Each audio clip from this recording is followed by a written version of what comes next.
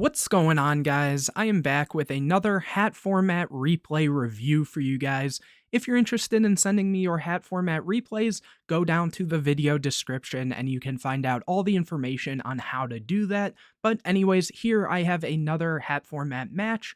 We have Argon Grace on the bottom here playing Hieratic Gishki.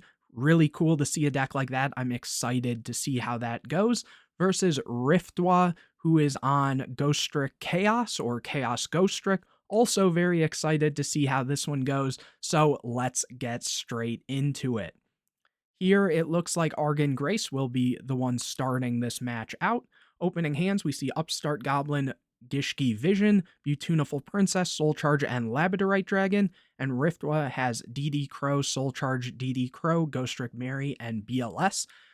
This hand right away, I can tell because I've played this Gishki Hieratic deck before, is extremely strong, though the double DD Crow is going to be kind of impactful in this matchup, so let's see what happens. Drawing for turn, a copy of Tefnuit, an amazing draw right here. Here they go, Upstart Goblin, get a copy of Sue, so again, just another good card. Summon Beautiful Princess, banish it to summon a copy of Gishki Abyss, which basically when it's summoned, you can add a Gishki monster with 1,000 or less defense. Here they're going to add a copy of Shadow.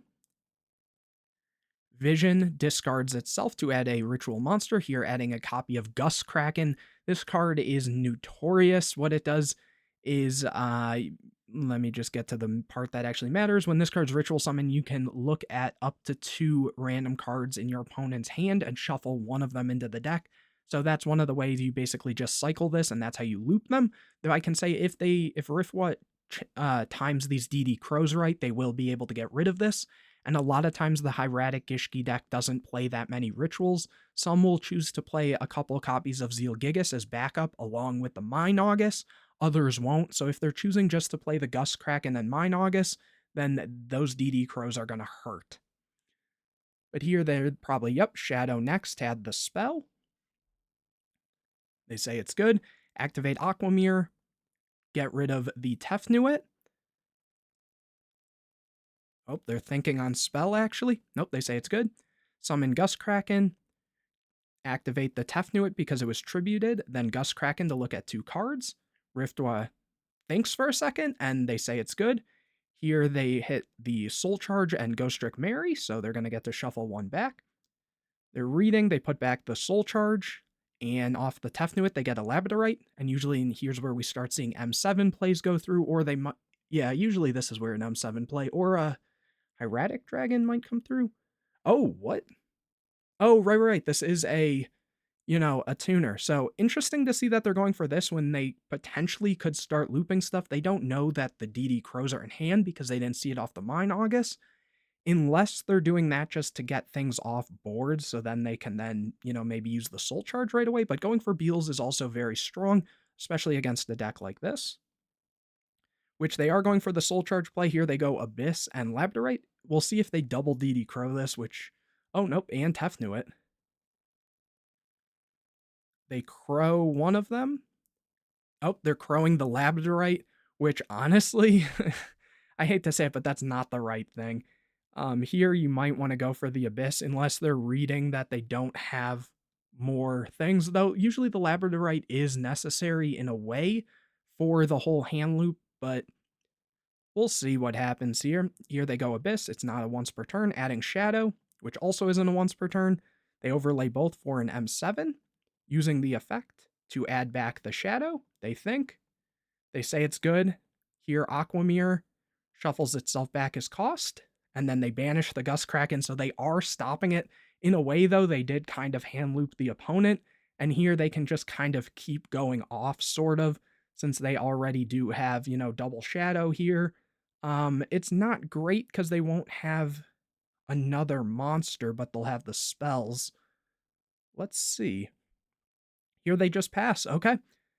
And, oh, it looks like, yep, they are on the hands too, so it's actually like Ghostrick Chaos featuring the hands. They think for a second, summon Firehand, attack. They say it's good. Pop the M7, summon Ice Hand, not the strongest there, but they will be able to get over the Abyss. Main phase 2, pass turn. They find the third copy of Shadow. Summon Shadow, switch Beals, attack, Ice Hand can't float, but they do get Mary, which when you take damage, you special summon a Ghostrick monster from your deck in face down defense position, so that is very good there. Get a copy of Jiangshi face down. They have to read it. Basically, when it flips face up, they can add a Ghostrick monster with the same levels equal to the number of Ghostrick, so if it flips while it's the only card, you'll get a level 1, which most of the Ghostrick monsters are. Here, Riftwolf finds a copy of Tour Guide.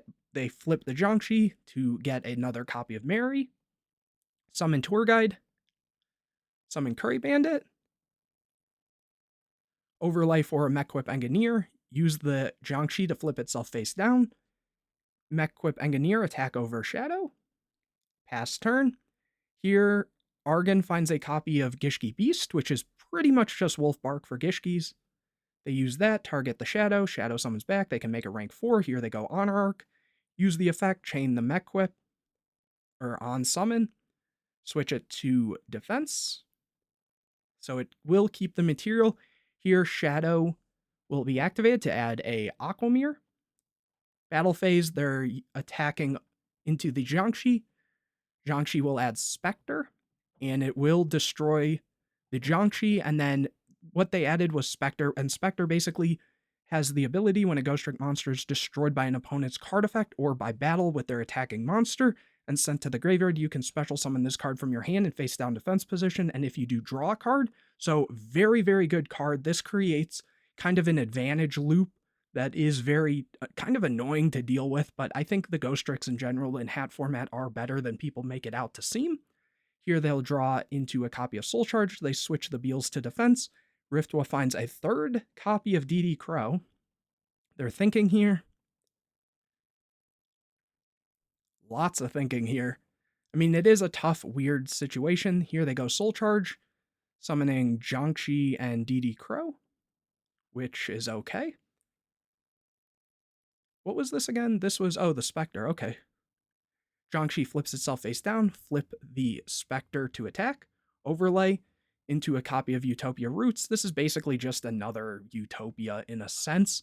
And then it also has the ability, if it negates the attack and it was an Xyz monster, this card gains attack equal to that monster's rank times 500. So if the Honor Arc attacks into this, it will get very big. And this is kind of an annoying, like, resource, not resource, but like, it's like unbreakable board versus immovable force type of situation.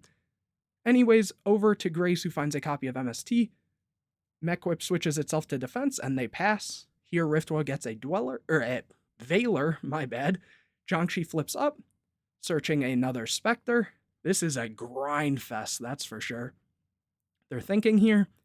Use the effect to flip it back face down. Main phase 2, they go into a Downard over the Mechquip Engineer. Pass turn. Finally, Argon finds a copy of Vision. Goes main phase 1. Uses the effect of Honor Arc to take the Downard. Vision effect. Oh, so they are on the Zeal Gigas. Nice. Very strong card. Here they use Aquamirror. Summon the Zeal Gigas. Shadow can also count as the full tribute. Same with Vision. They're thinking. They say it's good. Here they use the effect. Pay 1,000 to draw 1. But that gets hit with a Veiler. MST is set. Zeal Gigas attacks into, was it the Jiangshi, which will flip and activate the effect, adding another Spectre. Spectre then summons itself, draws into a Mystic Piper. Okay, pretty cool. And then draw for turn is a copy of Mary. This is going to be a long game at this rate. Flip the Spectre, normal Mary. Usually you can only summon the Ghostricks if you control another Ghostrick face up. In terms of like normal summoning, you can still special them with, their effects and other things. But in terms of normal summon, they can't be normal unless you control a face up Ghostrick. Here they overlay into a Duelahan, which gains some attack for the Ghostricks you control. They banish a Light and a Dark for a BLS. Use the effect to banish the Zeal Gigas. That's a weird situation to be in. simply because the Zeal Gigas, if it hits a monster, can clear this, or they can just attack over it, but the Beals always clears the BLS regardless. So weird spot to be in here. Also, if you were just going to banish with this, there's maybe a reason to summon this in defense, especially since this can't be destroyed by battle or card effects. You know, this could just crash into this, so you might as well just put this in defense maybe. It's a bit of a tough situation to be in, but it makes sense to banish the rituals because usually the Gishki decks aren't on that many monsters. Here the dual hand attacks into 101. Damage step, they use the dual hand effect that says once per turn, quick effect, you can detach a material from this card, target a face-up monster on the field, have its attack until the end of this turn. So they detach to keep the Monarch alive, but they take some damage. Then they pass it over. Argon finds a copy of 1/1, uses it, sending the Labradorite, summon Beautiful Princess, use the effect of Beautiful Princess to summon Abyss, which will search. Adding Vision. Vision effect. Adds, oh, they're playing the Tetra Ogre. Let's go over this one. Once per turn, detach or declare one card type monster spell trap. Your opponent can discard one card to negate this card's effect. Otherwise, both players send one card of the declared type from their main deck to the graveyard. Kind of cool card. They just had to read it as well. Switch stuff to attack.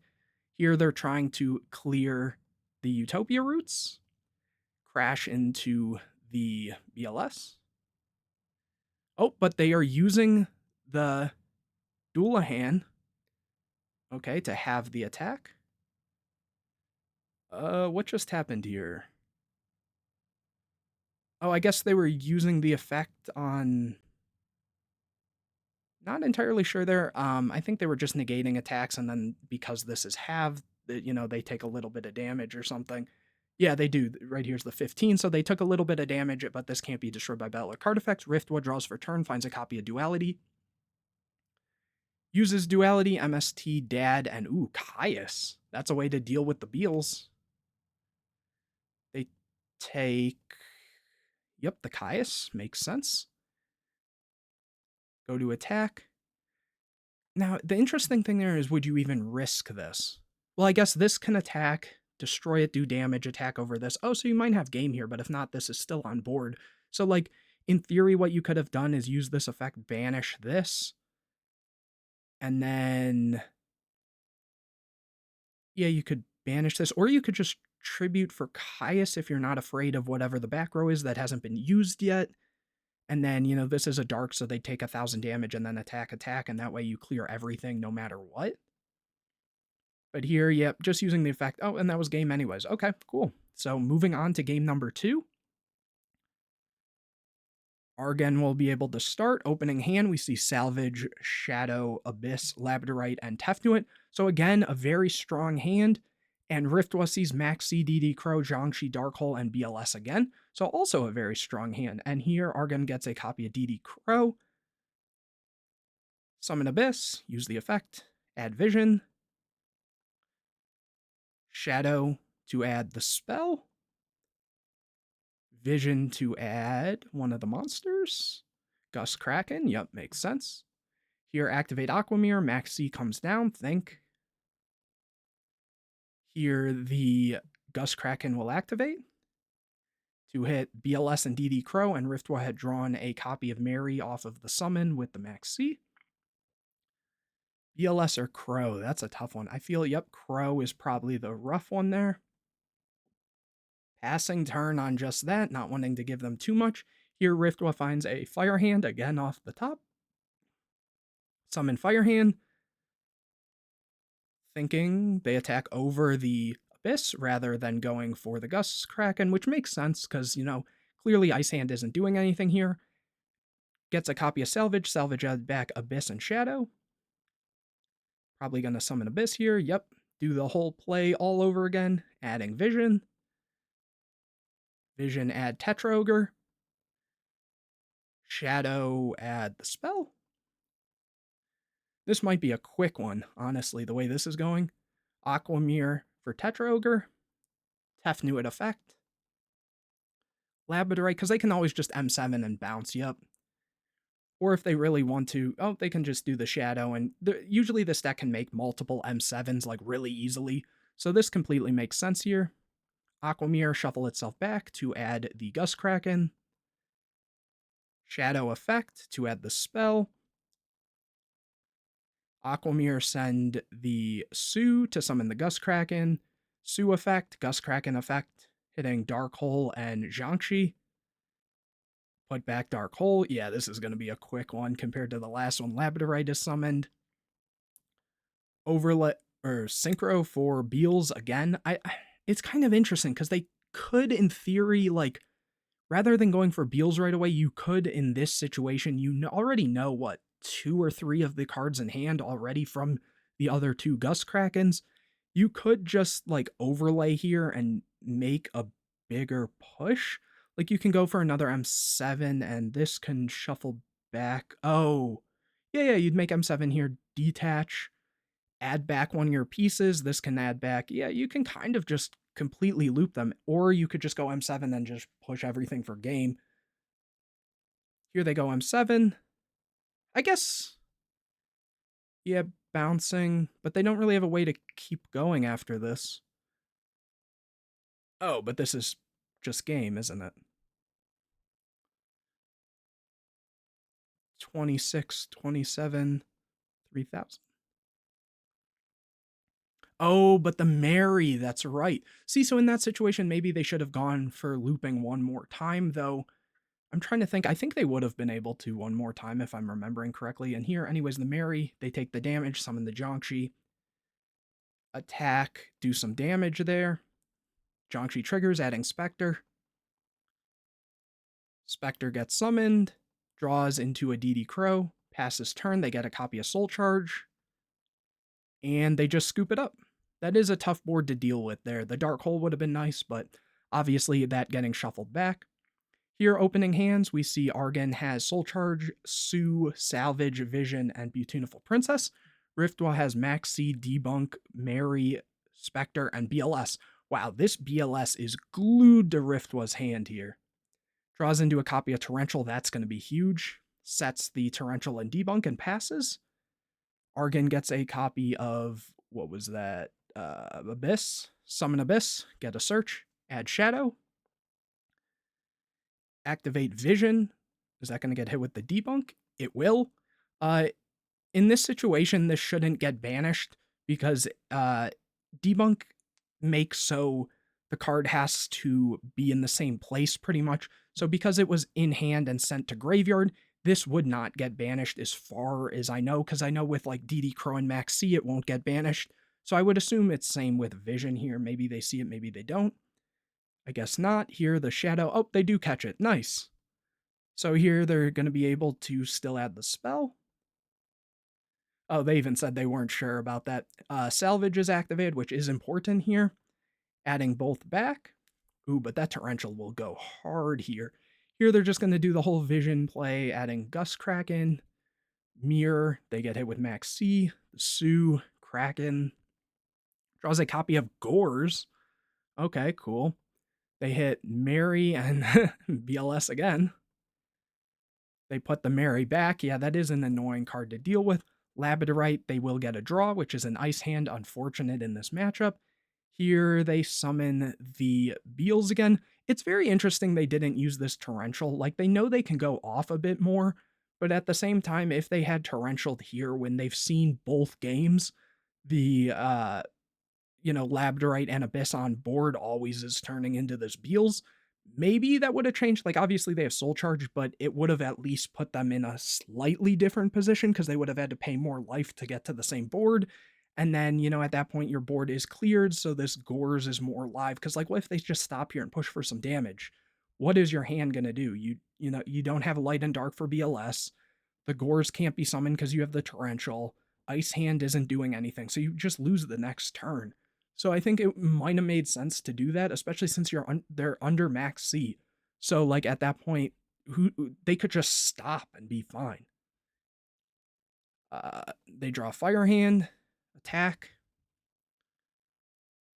So again, kind of just like I said, They draw a DD Crow. Set Firehand, pass.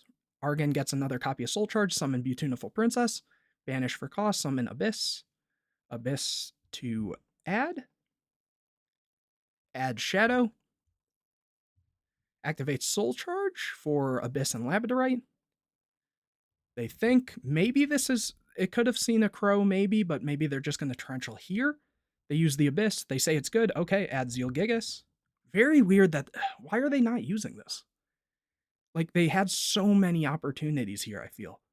Here they go for Gauntlet Launcher. Interesting to see that in this deck, that they're still choosing to play it. That's pretty cool. Go for the effect to pop. This is, you can detach one Xyz material from this card, target one monster your opponent controls, destroy it, and that's not a once per turn. So they use it to pop. Here, Firehand triggers to pop the Gauntlet Launcher. They use Aquamirror, gets hit with DD Crow, so it does shuffle, but the monster gets banished. Here, Shadow to add the spell. Add, or use the spell to summon Zeal Gigas, sending the Shadow. Here they use the Torrential, so everything will leave except for the Beals, and then they shuffle back to add again. So now this is a slightly different game because, you know, that Gors is live. Drawing a Tour Guide is also strong. Summon Tour Guide, get Curry Bandit. Go for Mechquip Engineer, and here we are back to that first game, basically. They find a copy of Aquamirror. Here, the go for Soul Charge, summoning back 3. So pretty strong here. Go for Abyss. Add Vision. Synchro into Void Ogre. Oh, cool. So yeah, they do have a Dark Tuner, so that does work. Once per turn, when your opponent activates a spell trap card while you have no cards in your hand, quick effect, you can negate the activation, and if you do, destroy it. Very strange to see that, but it works. What did they get rid of for that? Oh, yeah, that was an 8. Okay, cool. And then here they go into the Aquamirror. Summon the Zeal Gigas. Zeal Gigas pay 1,000. They hit a Hieratic, so they won't get the shuffle. Here they go for Sue. Riftwa gets Allure. Allure into Jiangshi Soul Charge. They're thinking. Very tough position to be in. Also, Argon let that go through. Here they set Jiangshi. They get a copy of Upstart, Zeal Gigas effect. Another Sue. Sue for Sue. Yeah, you can get rid of Sue for Sue. Go for Labradorite. Go into M7, which probably bounced, yep, the Engineer. Go for Gaia Dragon. That does piercing. Attack. Jiangshi will trigger, but they do take damage. Add Spectre. Spectre will be able to summon here and get a draw, which they will get beginning of the end. Void Ogre attack. Spectre summons again because Spectre isn't once per turn, and it can summon off of other Spectres being destroyed. They draw a Firehand. Attack over. Zeal Gigas attacks for game. And that is the end of that game there. So Argon takes it just barely. Very close game, honestly. And yeah, it was really cool to see both of these decks go off. If you enjoyed this video, please leave a like on it. Subscribe to the channel and hit the bell to get notified anytime I put a new video out. Share this video with your friends and make sure to comment any questions or videos you want to see in the future. And don't forget to go down to the video description to find out how to send in your hat format replays. But anyways, guys, I will see you in the next video.